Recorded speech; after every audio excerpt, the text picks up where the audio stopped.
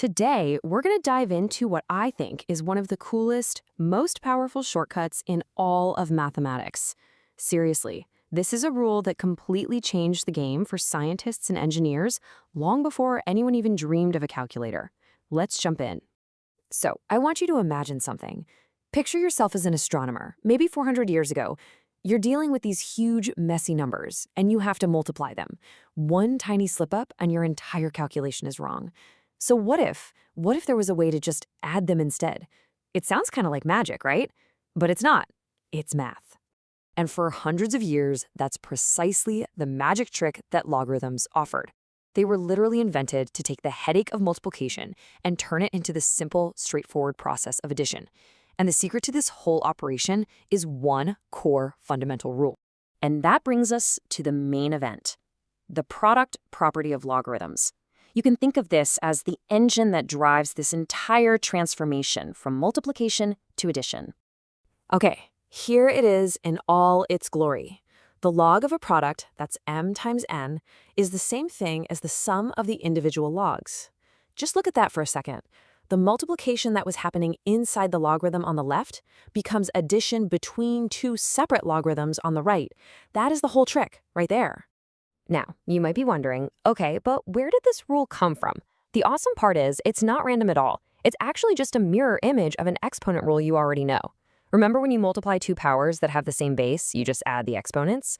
Well, what are logarithms? They're just exponents. It's the exact same logic playing out in a different format. All right, theory is one thing, but let's actually get our hands dirty and see how this works. What's so useful about this property is that it's a two-way street. You can use it to expand one log into many, or combine many logs back into one. So let's start with expanding. We have log base 2 of the product 8 times 16. Our rule says we can just split that apart, so it becomes log base 2 of 8 plus log base 2 of 16. And we can solve those pretty easily, right? 2 to what power is 8? That's 3. And 2 to what power is 16? That's 4. So it just becomes 3 plus 4, which of course is 7. Simple as that.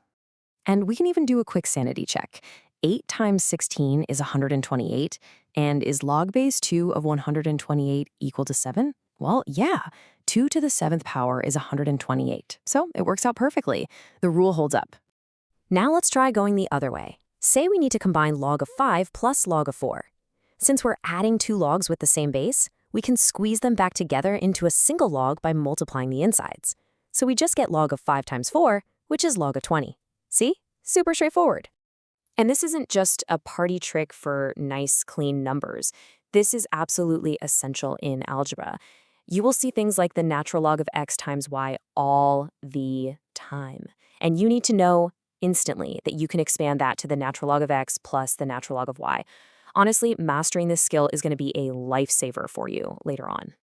Okay, this property is incredibly powerful, but I have to warn you, it comes with a couple of very common traps that are super easy to fall into. So let's shine a spotlight on them so you can steer clear. This is the big one. It is so tempting to look at the log of a sum, like log of 2 plus 3, and think, oh, I can just split that up. Your brain wants it to be true, but is it? And the answer is a hard, definite no. This slide shows you exactly why. On the left, log of the sum, 2 plus 3, is just log of 5, which is about 0.699. But on the right, the sum of the logs, log 2 plus log 3, is a completely different number. They are not equal, not even close. So please, burn this into your memory. It's the product property for the log of a product, not the log of a sum.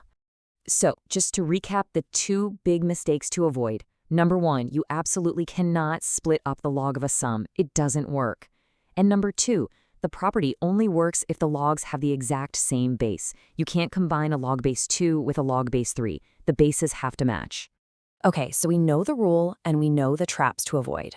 But why does any of this really matter outside of a math class? Well, it turns out this one little abstract rule has had a huge, tangible impact on the real world. This is so cool. For 3 centuries, engineers used a tool called a slide rule. And a slide rule is basically a physical version of the product's property. By sliding these logarithmically marked scales, they could do incredibly complex multiplication just by adding 2 lengths together. I mean, think about that. So many incredible feats of engineering were made possible by this one simple math idea. And this is still totally relevant today. Take the decibel scale for sound. It's logarithmic. That's why if you have one speaker putting out 50 decibels of sound and you add a second identical speaker, the total volume isn't 100 decibels. It's only about 53. Because what you're really doing is adding the sound intensities, and the logarithm that turns that into the decibel scale follows these exact rules. So, we've seen how this property can elegantly turn tricky multiplication into easy addition. And that leaves us with one last big question to think about.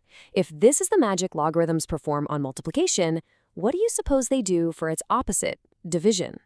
We'll dig into that next time.